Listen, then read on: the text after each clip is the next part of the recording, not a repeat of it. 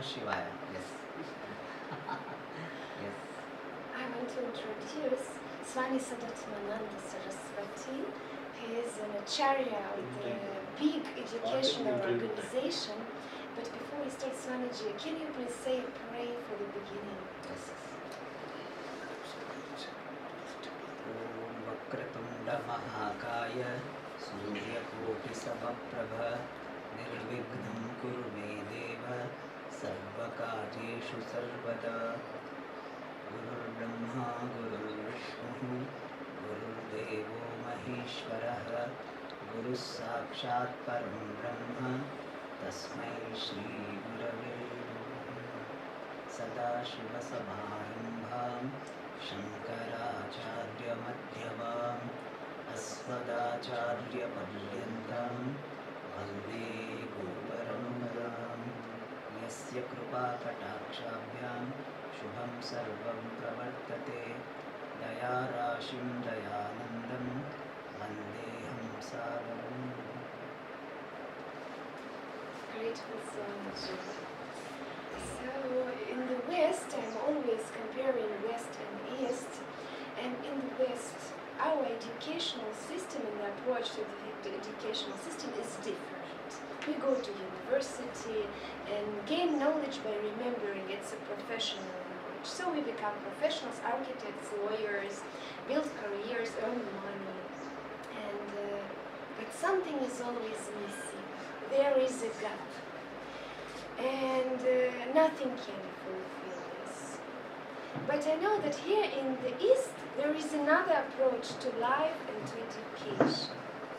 And here, people can learn exactly about this missing thing, right? And this educational approach is called Gurukula. Can you please explain about this and what is the difference between intellectual knowledge and this? See, this idea of Gurukula is based on the division of life, the division of the entire lifespan. That is called ashrama. Ashrama means the stage of life. And in our Indian culture, our sastras talk about the 4 stages of life. Brahmacharya ashrama, grihasthashrama, vanaprasthashrama, sannyasashrama. Brahmacharya ashrama means the life committed to Brahma, and Brahma means Vedas, scriptures. In that stage of life, we can roughly translate as the student life. A person is supposed to go to the place where Guru is staying. And the place of Guru is called Gurukula. Guru means the teacher. Kula, immediate meaning is family, but by extension it means residence. So Gurukula means the residence of the teacher. So traditionally what used to happen, that when a child becomes about 12-year-old, 8 to 12-year-old, then he will be taken to Gurukula and he will be staying with the Guru. And there the child will be studying the scriptures, and also depending upon what is the social background of the child, the respective occupation also will be taught. Like if he is a brahmachari, he is coming from a priest family, then he will be taught this priestly duty. If he is coming from this kshatriya, the background with the administration, then he will be taught archery, etc., business. So depending upon the background, that also was taught, and the scriptures were taught. And more than that, what is the ultimate goal of life? Called Purushartha, the human goal, that also was taught. And we generally talk about the 4 Purusharthas: Dharma, Artha, Kama, Moksha. The Artha means this, the wealth or any means which seems to promise security. Kama means sense pleasure, dharma means this invisible result from righteous action, right action, and moksha, this freedom from this bondage I am feeling.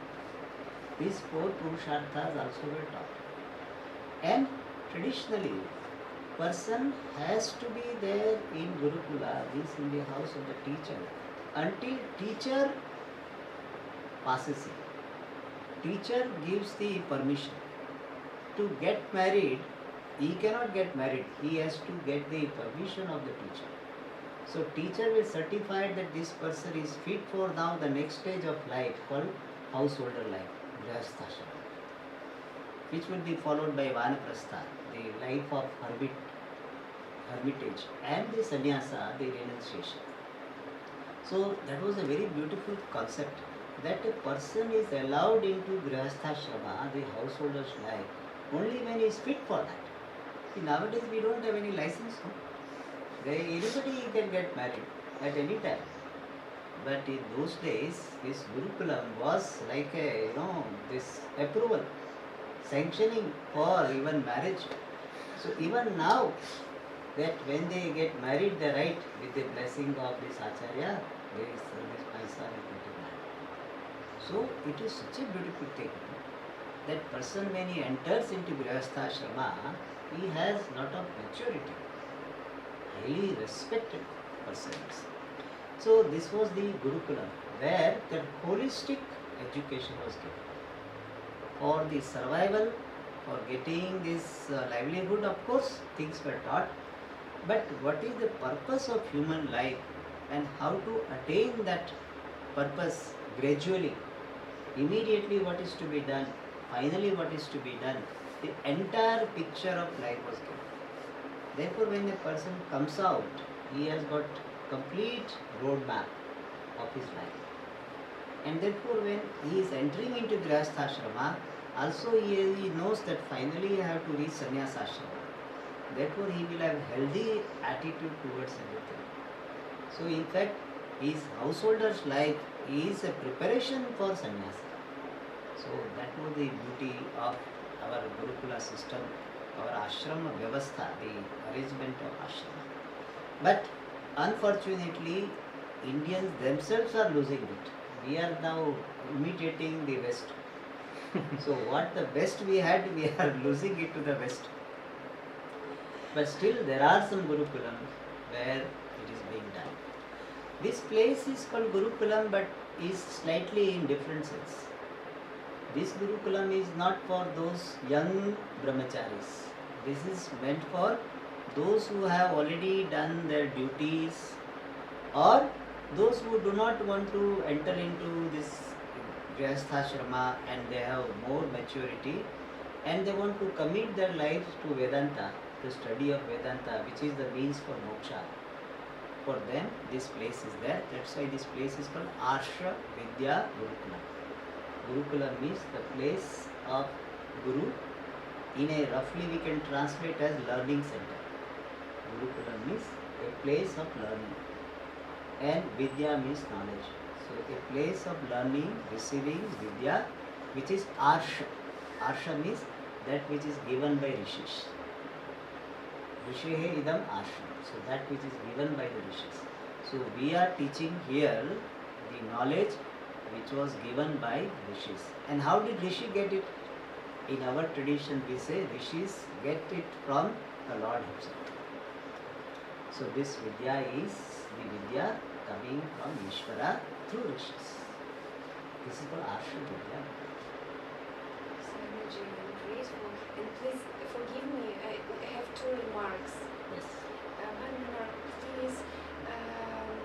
Maybe some people will not understand the terms because they are talking in very advanced language. So try, please, to think that there is 9 years old child from Yes, the West I who will doesn't keep in mind, but understand.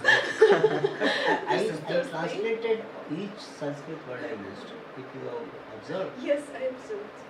each word, that is my style. I use Sanskrit word because that is the origin. You always should be in touch with origin. But if I remember, 90-95% words I translated. At least first time. The second time I may not translate, but first time I translate. But still I will be mindfulness. And second note, it will help us if we ask question and then you answer the question, for example, 5, 6, 7 minutes, and then we can cut. It will help. It will be better than a long speech, so that we can. That's how we can. So, No, because I have to give the overall picture. Now we can I would answer. ask you. I would ask you. Now I have 100 questions about But your then I will ask very talk. good, answer very good. 100 questions. I Yeah, don't know we'll even keep it where to to maybe start. 10. Okay. So Swamiji, it's exactly this knowledge of the self. You told us the highest goal, right? And the knowledge of the self. It's exactly that is missed that is missing in the West. Can you please expand about this and tell what is this goal of life, or what is this knowledge of life? What is this Swamiji? See, the goal of life is to discover what really you are. The goal of life is to discover your own fullness, your own limitlessness. And that is only by way of exposing oneself to the right means of knowledge. So the goal of life is freedom from sense of limitation, and the means for it is self-knowledge. Yes. And now you can ask me the next question, what is self-knowledge? Because I want to be brief every time. No, not that brief. You can 5, 6 minutes. Yes. What do you need to ask? Yes. Okay. So what is this self-knowledge? What does it mean? Who we are? What do you mean? This is who I am. Okay. See, as such, everybody knows oneself. Okay, that is why self-knowledge is sometimes for some people it is a very funny idea. If I ask you who are you, you will have some answer or not. Mayan. You have some answer or Yes. not. Everybody will have answer. Who are you? You will answer. Who Yes. is it? If somebody knocks at the door and I say, who is it? That person will say, I am this and that. So it looks like that everybody has self-knowledge. But what is happening is, the knowledge a person has about oneself is based on wrong conclusions, based on the identification with what one is not. So what is happening that I consider myself to be a man or a woman. So that is my one identity. If I ask you, who are you? I am a lady from so and so, or I am an Indian, or I am Israeli, or whatever. So you introduce yourself in this manner. So I am a man, woman, etc. But sometimes you say that I am a very loving person, or I am very depressed. So your body is not depressed. See, when you say I am a man, this man, particularly the identity, refers to your body, because what really you are does not have the status of being a man. The body has got the gender, male gender, female gender. What really you are in the vision of Shastra, you are neither male nor female or any gender. And based on this gender identity, we have so many complexes. So if I am a female, and then I have to have this women lib, that liberation of female should not be depressed, female should not be suppressed. So much complex, and if somebody makes some comment, women are like this, you feel so much disturbed by that. And all this because you have this identity with the identity in terms of being a man. This is a mistake. And the scripture tells you that what you are thinking yourself to be, you are not. You are the witness of all the entities based on which you are developing or you are having your identity. All the entities based on which you have identity, all those entities you are aware of, and you are free from all of them. You are free from the all limitations caused by them. You are limitless self. You are limitless consciousness. This is the wisdom. This is called self-knowledge. So I am limitless consciousness, free from all limitations caused by my notional identity with the body, mind, sense complex. This is called self-knowledge. Wow, Swamiji, I understood this. Intellectually, I understood it, but where is this unlimited consciousness? And where am I? Because see, why this question comes? Because even though you say I am consciousness, but still you hold on to the body. You say I am here. Where am I? Where am I means what? You are telling yourself here. You are not here. You are here also. You are seeing still, even though you say I am not the body, but you are confining yourself. So remaining in the body, you discover I am not in the body. That is the wisdom. Like this space remaining in this hall appreciates that I am not confined by the hall. Remaining in the pot space discovers I am free from limitation of the pot. So that is why it is a cognitive correction. It is not a physical correction. It is not that I discard the body. It is not that I have got out of the body experience. We are not talking about that experience. Vedanta is not meant for giving new experience. Vedanta is meant for correcting the conclusion you have based on your experience. So it's not meant for, do not think that Vedanta will give you some self-realization in some deep meditation. That is not our approach. Vedanta is meant for taking cognitive correction. Your problem is cognitive, therefore solution is cognitive. My thinking patterns. Yes. Correcting my Yes. thinking patterns. Because thinking patterns alone govern your life. Your whole life is based on your thinking pattern. See, why are you doing this? Because you have a particular thinking pattern. Whatever you are doing. See, he is doing something different. He is doing something different. Based on what? Thinking pattern. So first of all, you discover this fact. Your whole life is governed by your thinking pattern. Thinking pattern can be right, can be wrong. So we are trying to make it right. Interesting.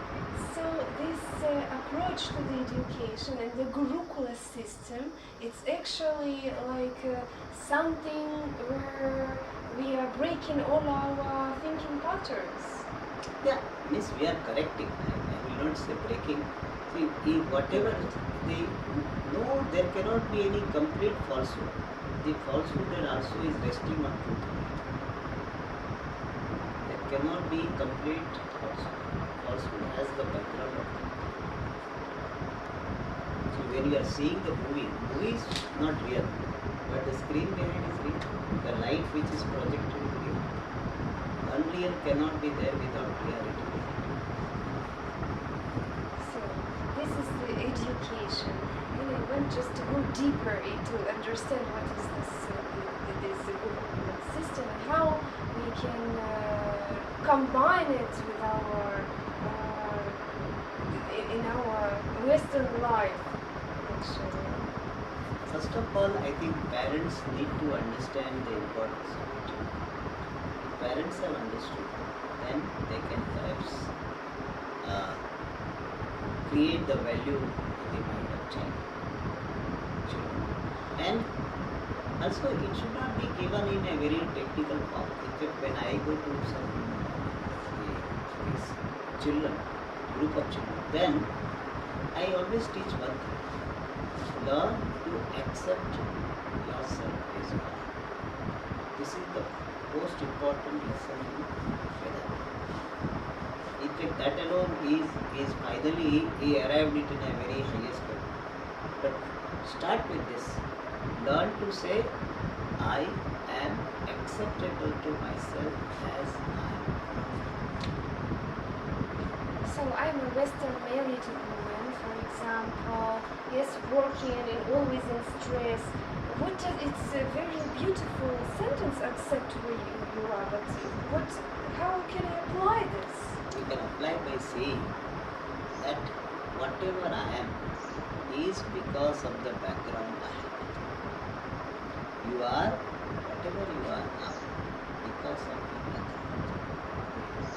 Yes. So your background makes you now the way you are. And that background and what you are now, both of them are connected by the set of laws called order. So you are in order. The way you are in order. The way I am in order. So that is the starting point in Vedanta. It's or intermediate point. First of all, we say that you are okay. Not only you are okay, everybody is okay.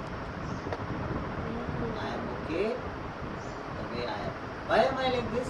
Because of my background. Does it mean I cannot change? Yes. If I change my background by putting some inputs now, so my present inputs become the background for my future. So it is not that I am okay, therefore I will remain lazy and not change at all. That is not the idea. This is a dynamic thinking where we are accepting what has happened so far and ready to change. I understand, because in our Western community we used to accuse circumstances, and because of this husband I'm like this, and right?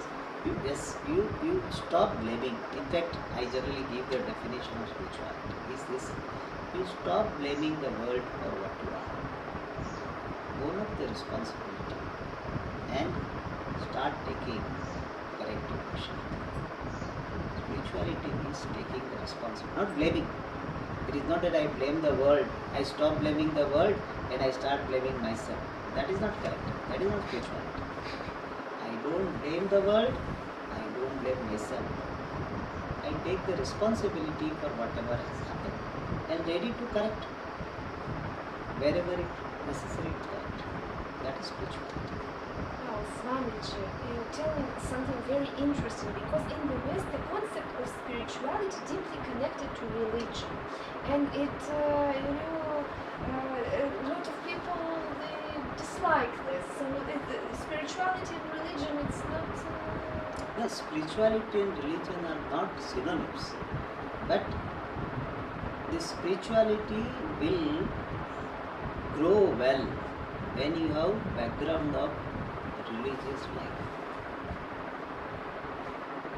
Religious life we cannot bypass for your complete spiritual growth. In fact, now there is one group of people they call what is called spiritual but not religious. There is a group spiritual but not religious. That's in our culture we don't accept, because religious life will make you fit for leading spiritual life. And But religious life does not mean that worshipping particular Ishvara. That is not going to the temple. That alone is the religious life. Religious life means doing your duties with proper attitude. That is, religion is called dharma in Shastra. Dharma has got three things. One is duties, attitude and values. So doing your duties with proper attitude while following the values of life, that is called religious. That is called dharma. In that is not that you have to go to the temple or something. Temple is also part of religion. But simply you are going to the temple, it doesn't make you religious. yes, Religious has got these three: duties, attitude and values. and that's what we lost in the West. We're stuck in rituals. I think if you talk about religion, it's more about But rituals. we don't say that rituals are not religion.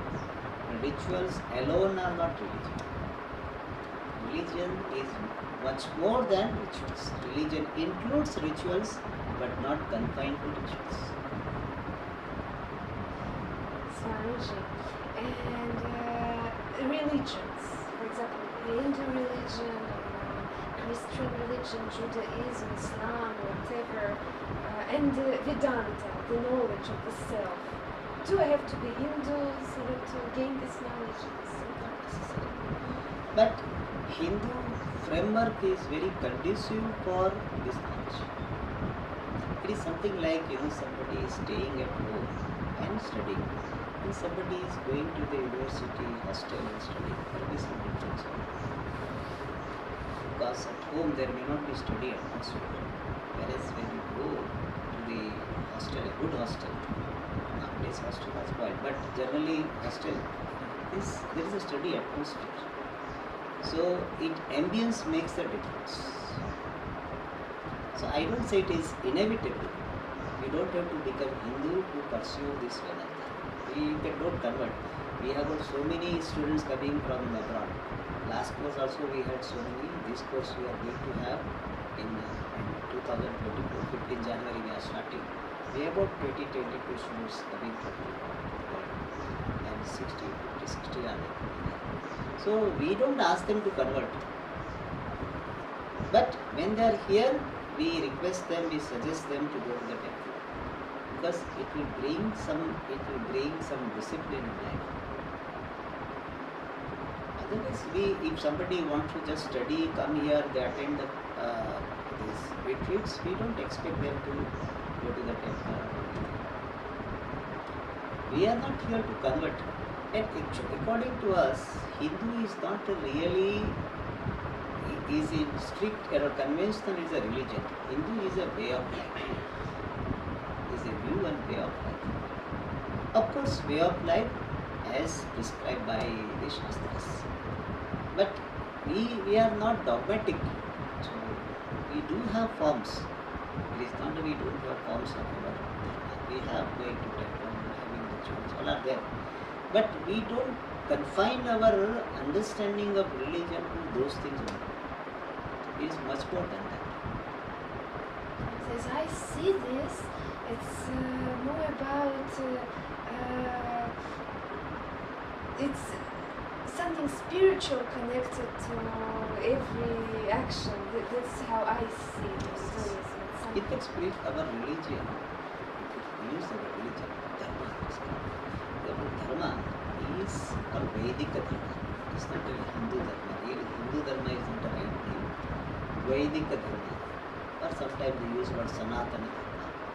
That is the right name of the dharma which is prevalent in this country, supposed to be prevalent in this country. And in our understanding, dharma is not confined to particular activities. Dharma, it's a duty. That duty also. Duties, attitude. Attitude means what? How do I do my duties? It's not mere duties make you dharmic. How you do your duties? So attitude, like I do every action as my offering to the total, to the ultimate, that attitude is there. Reverential attitude. You see, in India, we have reverence. See, it's a rupee note or 5 rupees note, we don't stack on that. The book, we don't put it on the shoes. When I was in Rishikesh, we had a camp from the US, university students had come, and when they used to come to dining hall, they used to put off their shoes, and on the shoes they will put their books. It's a practical thing, but for us it's a cultural shock, because we respect the books. For us, book is a goddess. So everything we respect trees, we respect water, we have respect. So this reverential attitude towards everything, that is the second aspect of Vedic. And other one is values. Values means not hurting anyone, non-violence, honesty, etc. These are called values. So these three things constitute dharma. What you call generally translated as religion. I never thought about such translation. Yes, because now I understand religion is something different. It's a this dharma, it's religion. See, what you are telling Christian religion, is there only sect? It is like a set of belief. We have, it is more than that. It is not merely belief, it is a way of life. And our dharma is based on spirituality. Spirituality also includes the vision of truth. And our vision of truth is that all that is here is Ishvara, the Lord, God. And that God you are. That is our vision. And that vision is reflected through our dharma, through our what we call religion. So it is a spirituality based religion. It is not like a disconnected from spirituality. That means for us, religion and spirituality go together. When we are following religion, there is a spirituality behind. And when we are pursuing spirituality, we don't totally disconnect from it. See, in the religion, it's not about the specific name of God. It's could be named like this and for in fact, if you are worshipping Jesus or worshipping any, what is called, that in Jewish tradition, what they call it, Moha? No, there is no name for God in Judaism. Is it no name? Yeah, because they have a thing that we should not defy the Lord by giving a name. Yes. So whatever God, you call it. It's absolute. Absolute. So you worship that, we are okay. Still you will be following this Vedic Dharma. So Vedic Dharma is not particular about worshipping Rama, Krishna, Shiva or something. You can be worshipping any form. So we're just so smart. I think we must adopt it in the West. I think. Yes, in fact, if you are not worshipping particular form also, we are okay with that. If you are worshipping formless because of your maturity, we are okay with it. We have everything purpose based. So everything will have a purpose. We don't do it for just heck of it. It is a purpose based. So very profound vision behind whatever is suggested in this Vedic. It's beautiful, Swamiji. You say that everything has a purpose. So also we have a purpose. Everybody of us has a purpose. And how to know what is our purpose? Your purpose, the purpose of yourself is to be in harmony with totality, helping each other to grow. Everyone, empirically speaking, the purpose of everyone is to grow and help others grow. The purpose of life, people ask them, what is the purpose of life? To grow and help others grow. And what does it mean to grow? Grow means two ways. One is you grow into a mature person, emotionally, intellectually mature person. And the culmination of growth is in discovery of yourself being limitless. The limit of growth is the limitless. Discovery of limitless is the culmination of growth. It's beautiful, Swamiji. And now I want to come back to Gurukula system, this educational system that help us to grow to this unlimitedness. And here something interesting is happening. Like this educational system is very, very ancient. There people were coming and sitting near their teacher, right? But nowadays, how it can happen now to sit near teacher? You also suggest different courses, right? Yeah, but they are coming. Generally, I don't give online classes. I'm teaching here, and it is recorded and it is put on YouTube. It's okay. But the courses we are giving, people come here and they have a very rigorous schedule. Early morning they have to get up around 5:30 or something, and they have so many classes and so many activities. So it is altogether different. If you can get the schedule of the ashram, this ashram course. Seeing that itself, maybe some people are put up. Is it possible possible to keep the ancient tradition in our modern times? Yeah, see, our Gurukulam is meant for a specific purpose. It is not the Gurukulam the way Gurukulams used to be there for these brahmacharis, those who are starting their life. We are not giving that admission to those children. So it is a Gurukulam in a different way. The traditional and the usual Gurukulam is also traditional, but usual Gurukulam means these young children, they go to the Guru, be with them and study with them. That is Gurukulam. That also we are going to start. We have a plan. We are going to have, it's called Pathshala, we are going to have. So where young children will come around 12-year-old and that also is going to happen. But this is primarily meant for this pursuit of freedom, moksha. Freedom. It's beautiful, Swamiji. And now I want to ask about the role of the teacher and all that. Because also in ancient times, nowadays, guru and the teacher, it's important. And there is a difference between guru and the professor in the university. Can you explain please this Yeah. difference? The difference is that Guru is the one who cares for the growth of the student and is competent to do it. He or she is not having any commercial interest in teaching. So Guru is that who himself is fulfilled and he is sharing his fulfillment with others. Therefore, he does not depend upon the number of students or the donation coming from the students. He is just enjoying, he is sharing his joy, he is sharing his fulfillment. Therefore, it is altogether different. Whereas the professor depends upon the students coming. If students are not there, department will be closed. Many times it happens in India.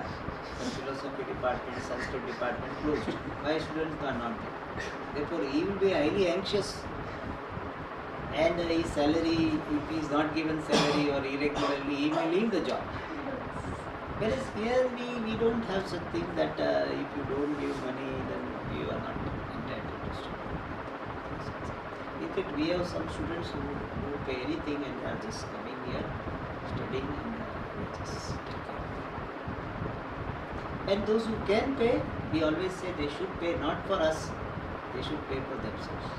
Because if they have money and if they don't pay, they are encouraging wrong tendencies which will affect the growth. Because the whole growth is in sharing, not in grabbing. That is what change one has to get. We are finding our security in grabbing, and we have to learn that real security is in sharing. So to change that mind, we say that you give if you have. If you have and if you don't give, it will be an obstacle. In interview I tell this. Some people they say, can you pay less? I said, you can pay less. But to save money, to somehow, that somehow save money and give minimum and take maximum, that is not a good approach in spirituality. Give maximum and take minimum is the approach.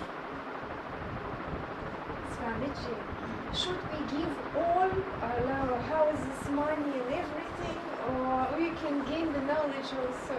If you can give, but you cannot give, don't give.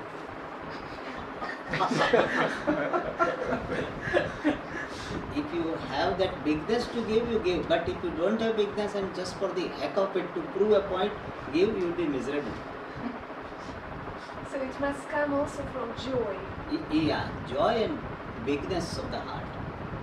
Means I have so much inside that even if outside things are not there, I am okay. When that maturity is there, then you should part with. If you part in some immature way, little more, then you part so much, then you are ready for, then it will be a miserable state. So out of some excitement or getting charged of some thought and do it, it is not a mature life. Things should be just get dropped. It is not that you throw it, get dropped. Like a child, when we were small, we were playing with dolls, and then afterwards, when we grow bigger, then we have bicycle, and so dolls were dropped. We don't have to do some renunciation. It happened. When we got the bike, the motorbike, then the bicycle was dropped. It is not that we have to do so much struggle, oh, how can I give it? It was just dropped. We don't even know when my brother comes and asks, can I take? Yeah, please take. That when you have something bigger in your mind or in your heart, and then you are going to make that is real renunciation. Forced renunciation is not healthy. In fact, it is very detrimental to your psychological health. So now I will ask a different question. In the West, there is a very popular word now, karma, but nobody understands what is karma. Vasudev made it very popular. Can you explain please what really karma is? See, the word karma has got two meanings. One is action, like I am talking. I have this action.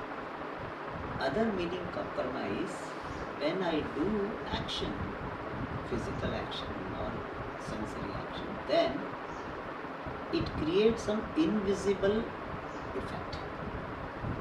That invisible effect of this visible action is also called karma. Suppose I give you this fruit, which is mine, suppose mine, and I give you. You had, this is your fruit, and you gave this to Swami. Then physically what action is, you gave it, is a physical action. But behind that, I hope you had a very good attitude that I have given to Swami and all this. Okay.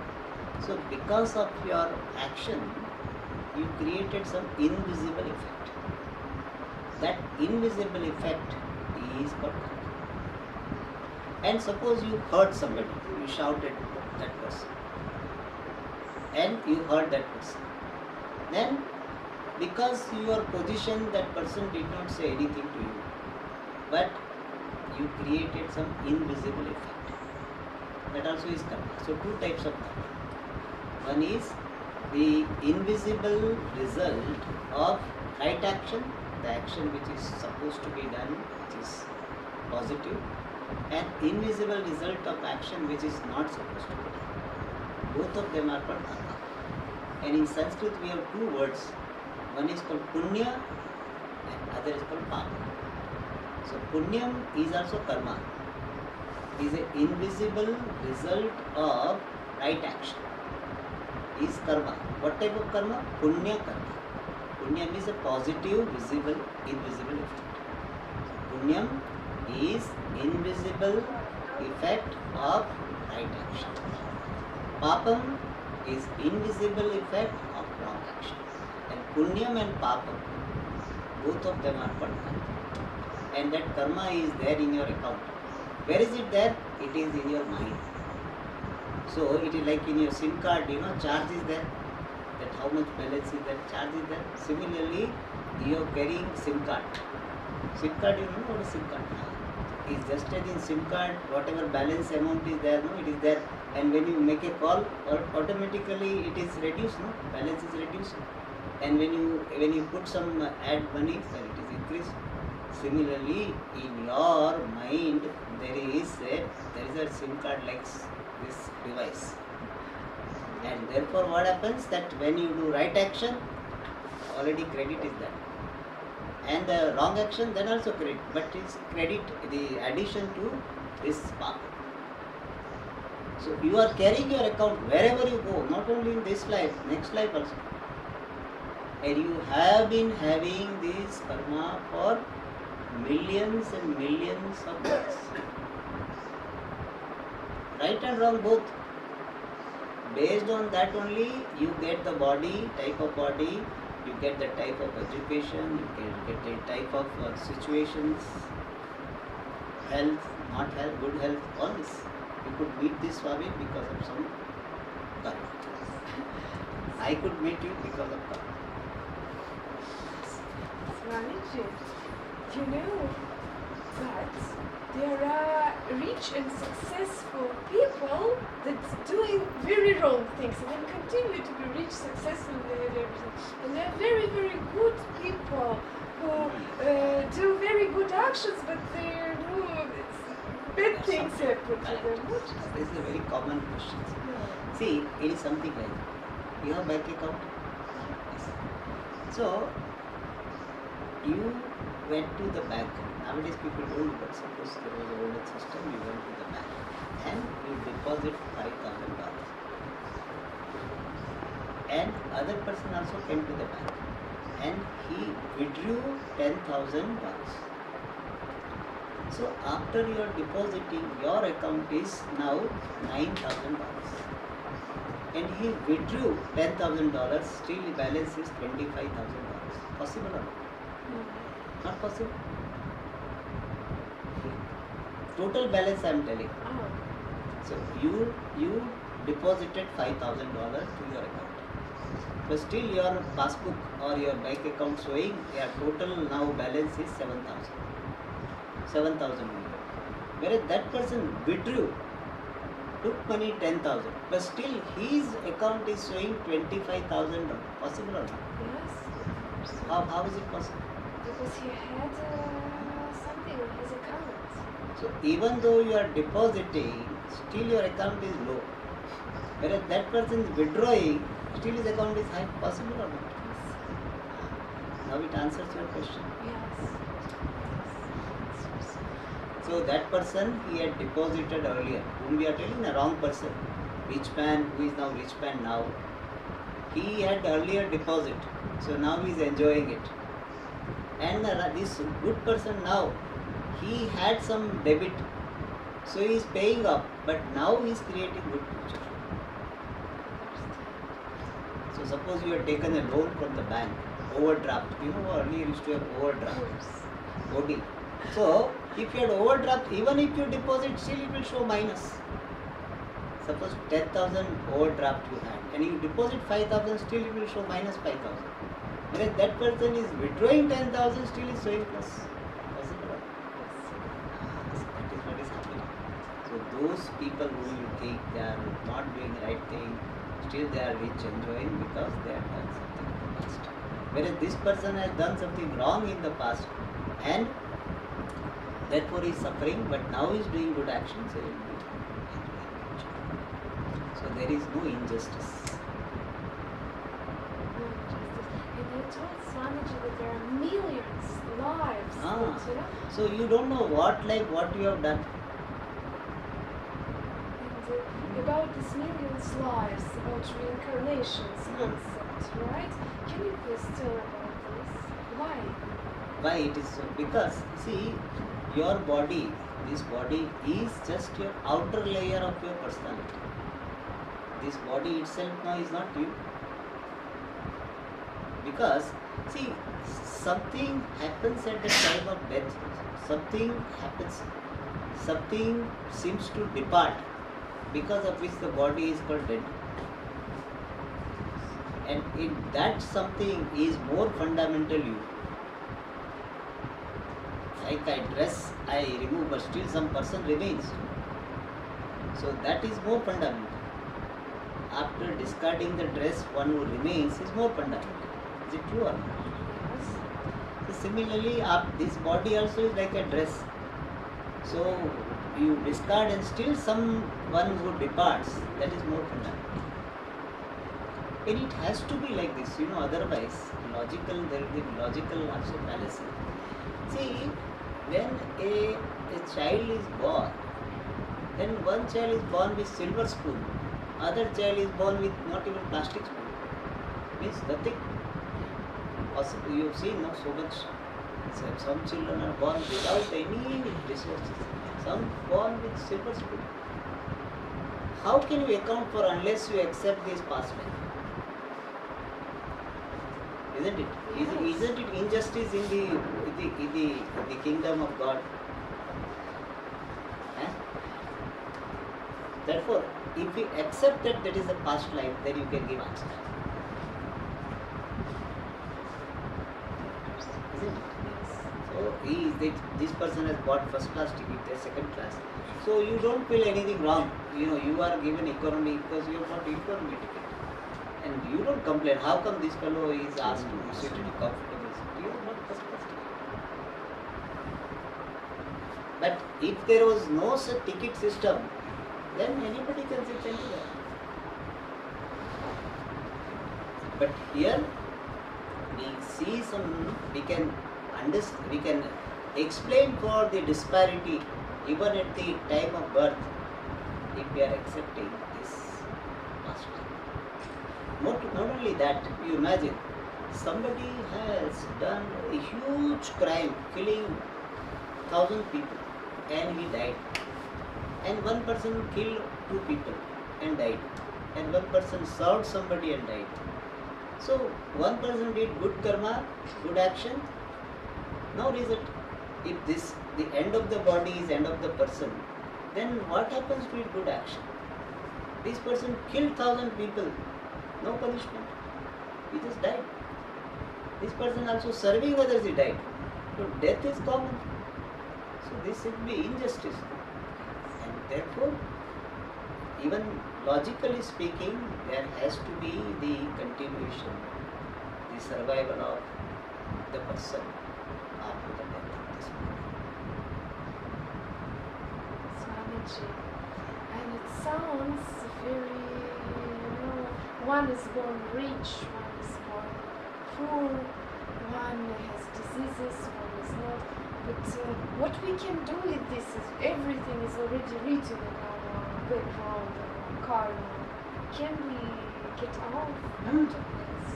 Yeah, see, what you do is like something you had overdraft. What you do, you earn money and keep depositing. So your overdraft will become positive balance. It's called red entry. Overdraft is called red entry. Nowadays they don't understand this. The red entry. See, olden days when we have overdraft. LP. LP. In passbook will be red entry. So now you deposit, so it will become plus. Just to share and Yes. If a acidic, what is your study background? What did you study? architecture. Architecture. Science you have studied.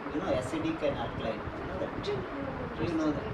So, if solution is acidic, if you put alkaline solution, it becomes, it will be neutralized. You can bring this pH down. That's how it is.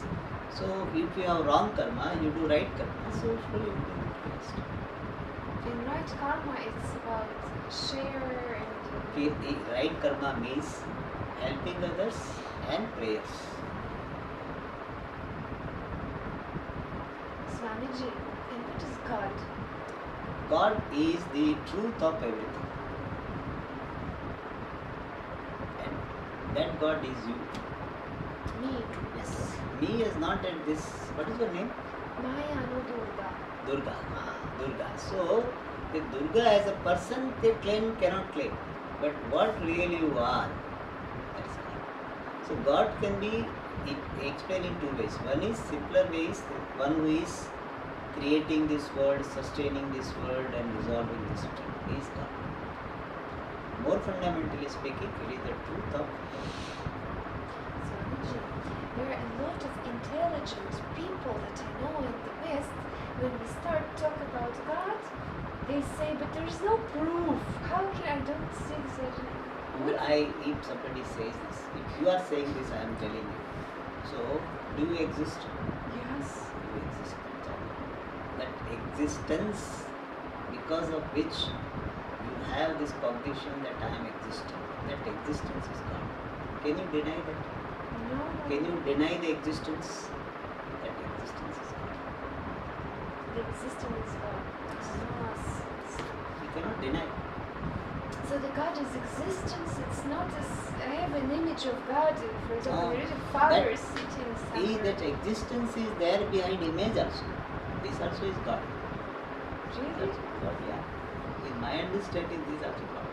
You are God, this is God. So everything is just one God? Yeah.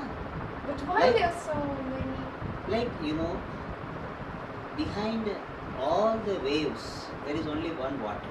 But waves will be small, big, the breakers, different forms, different size. But the truth of all the waves is what? One water. There are so many sizes of so many pots of different size, different shape. But the truth of all of them is one clay. So this is the Vedic actual knowledge of knowing. This is the highest knowledge. Astrology, but it's very, very scary. So Why? that It is because, very irritating to me. for example, there is a woman from the West, and if I come to the conclusion that I am this water, I lose this, But identity. this It's loss very is a scary. gain. This loss is a gain. By whatever you think you have that gain, you have this individuality. Are you happy with your individuality? Yes. Huh? Do you feel that you are complete as you are? Yes. You feel? Yes. If you feel as an But individual, sometimes no. that sometimes no itself shows that you are not complete. In your understanding, you are not complete. So if you, that's why we wait for person to say this second step. As long as person says I'm okay, we are okay. We don't have pressure to tell you Vedanta. If you find that you are not okay, we have something to say. So if you are happy with your individuality, and in fact the discovery of this existence is not really losing this identity. It is seeing the identity in proper perspective.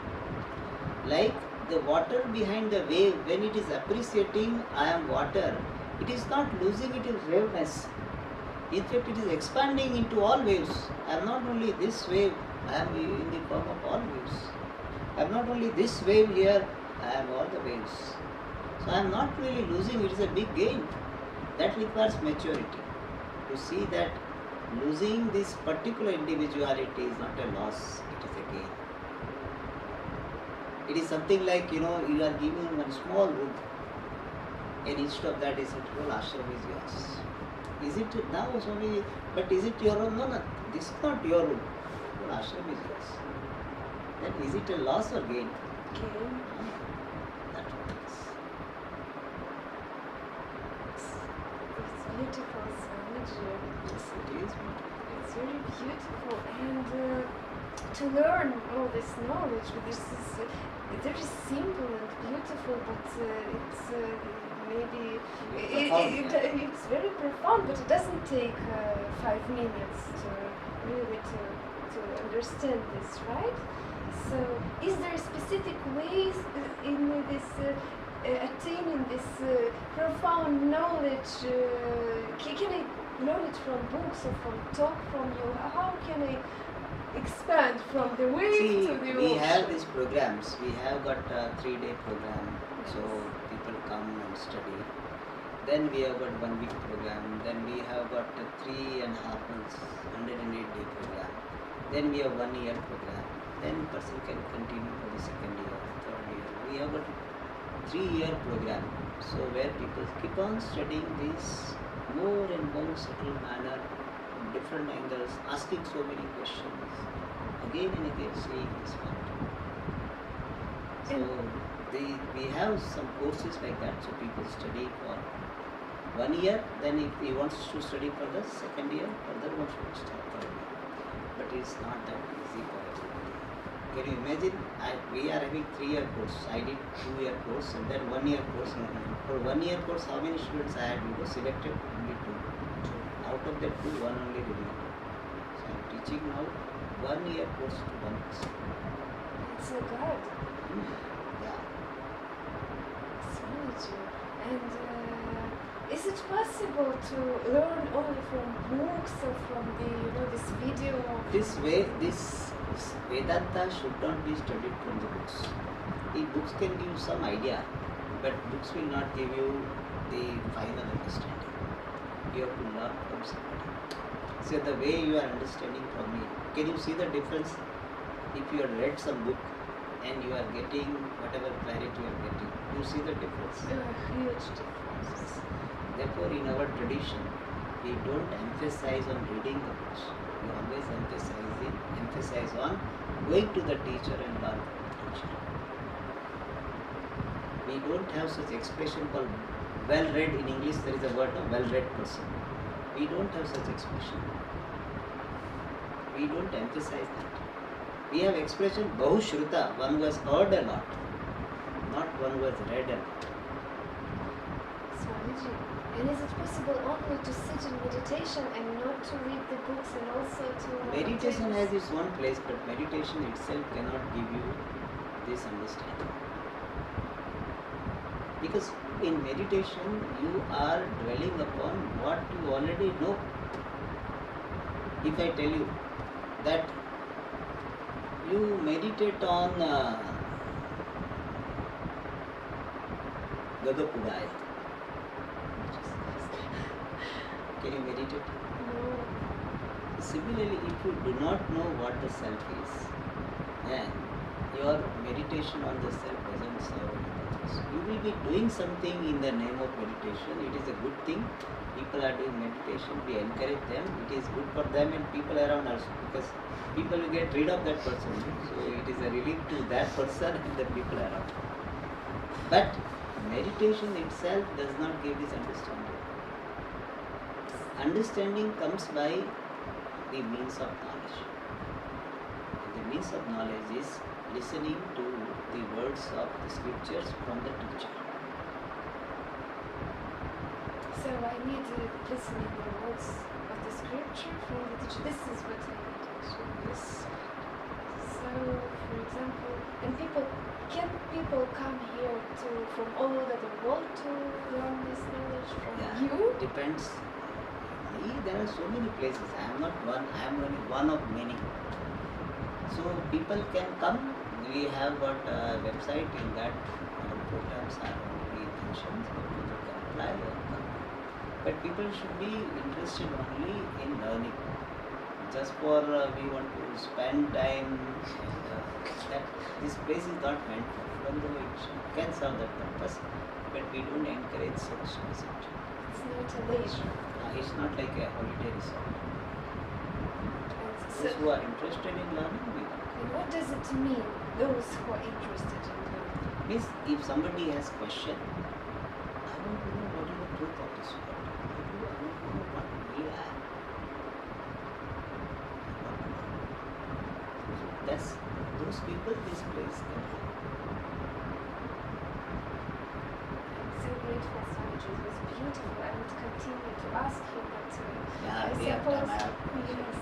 And Swamiji, I will just ask you to tell a message for somebody who sees this. I don't know who will see this, but just Let's say from your this. heart. See this fact that I am in order and therefore I am acceptable to myself. Being what I am blessed. I am blessed to be what I am.